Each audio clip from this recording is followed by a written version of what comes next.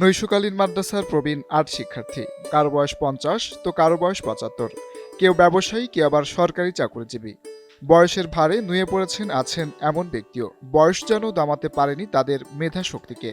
বলছিলাম যশোরের অভয়নগর উপজেলার ইয়াউল উলুম আল ইসলামিয়া ওলামানগর মাদ্রাসার আসুফা বয়স্ক শাখার প্রবীণ শিক্ষার্থীদের কথা, যারা ২০২৫ শিক্ষাবর্ষে বাংলাদেশ কওমি মাদ্রাসা শিক্ষা বোর্ডের সর্বোচ্চ সংস্থা আল হায়াতুল আল জামিয়াতুল কওমিয়া থেকে মাস্টার সমমানের দাওরায়ে হাদিস পরীক্ষায় অংশ নিয়ে কৃতিত্বের সাথে উত্তীর্ণ হয়েছেন ৮ শিক্ষার্থী। সম্প্রতি কওমি মাদ্রাসা শিক্ষা বোর্ডের ওয়েবসাইটে এই ফলাফল প্রকাশ করা হয়েছে। এই মাদ্রাসাতে আমি ২০১৭ সালে ভর্তি হই এবং ৮ বছর অনেক পরিশ্রমের পর আমরা আলহামদুলিল্লাহ ৮ জন ছাত্র আমরা একসঙ্গে কওমি মাদ্রাসার সর্বোচ্চ বোর্ড আল হায়াতুল উলিয়াতে আমরা দাওরায়ে হাদিস মাস্টার্স পরীক্ষা দিই এবং আলহামদুলিল্লাহ আমরা সকলেই কৃতিত্বের সহিত আমরা উক্ত পরীক্ষা আমরা উত্তীর্ণ হই।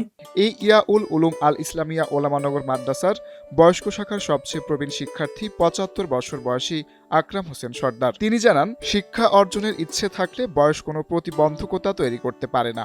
আমার বয়স বর্তমান ৭৫ বছর। আমি বাংলাদেশ জুট মিলস কর্পোরেশনে একজন অ্যাকাউন্টস অফিসার হিসেবে চাকরিরত ছিলাম। ২০১০ সালে আমি রিটায়ার্ড হয়েছি।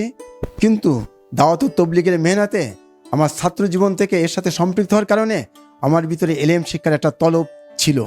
বিভিন্ন সময় আমি প্রচেষ্টা করেছি, কিন্তু পরিবেশ সুযোগ পাই নাই। যখন আমাদের উস্তাদ হযরত মাওলানা মাসুম বিল্লাহ দামাত বরকাতু এবং ওনার সাথে কিছু উদ্যোগী উলামা কিরাম এই ইহয়াউল উলুম আল মাদ্রাসা শুরু করলেন, তার সূচনা লগ্নেই বয়স্কদের জন্য বয়স্ক শাখা আসফা নামে একটা শাখা খুললেন।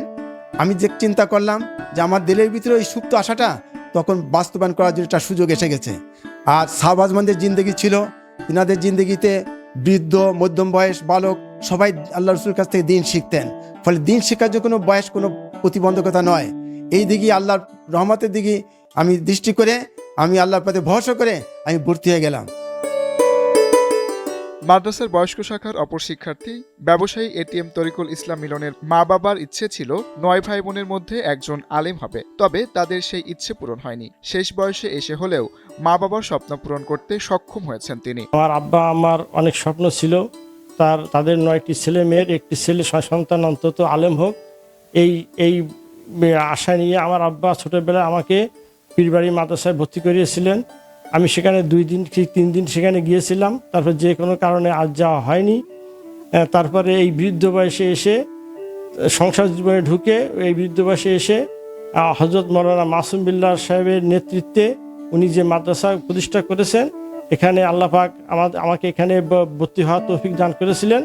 চরম ব্যস্ততার মধ্যে সারাদিন রোগীদের সেবা দিয়ে সন্ধ্যার পর থেকে মাদ্রাসার নৈশকালীন ক্লাস করেন ডাক্তার খান আলী আহমেদ। ৬৫ বছর বয়সেও তিনি অর্জন করেছেন মাস্টার্স ডিগ্রি সনদ।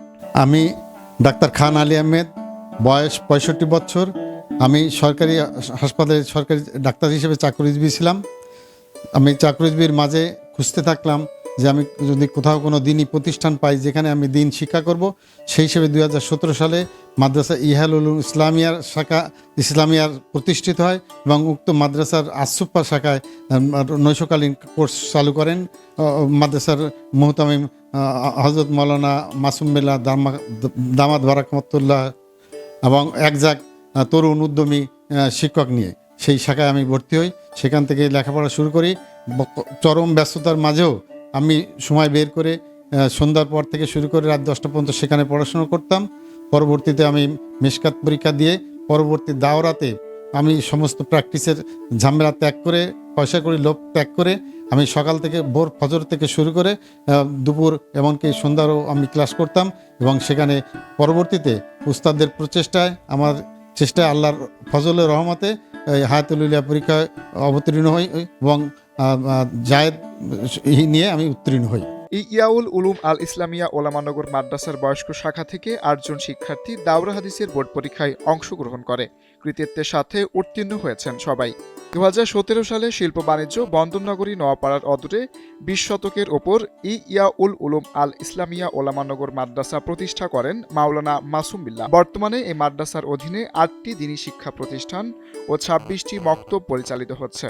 লেখাপড়া করছেন ২,০০০-এর অধিক শিক্ষার্থী। নিয়মিত ছাত্রদের পাশাপাশি বয়স্ক শিক্ষার্থীরাও দ্বীনি শিক্ষা অর্জন করে সমাজ আলোকিত করবে এমনটাই প্রত্যাশা সকলের।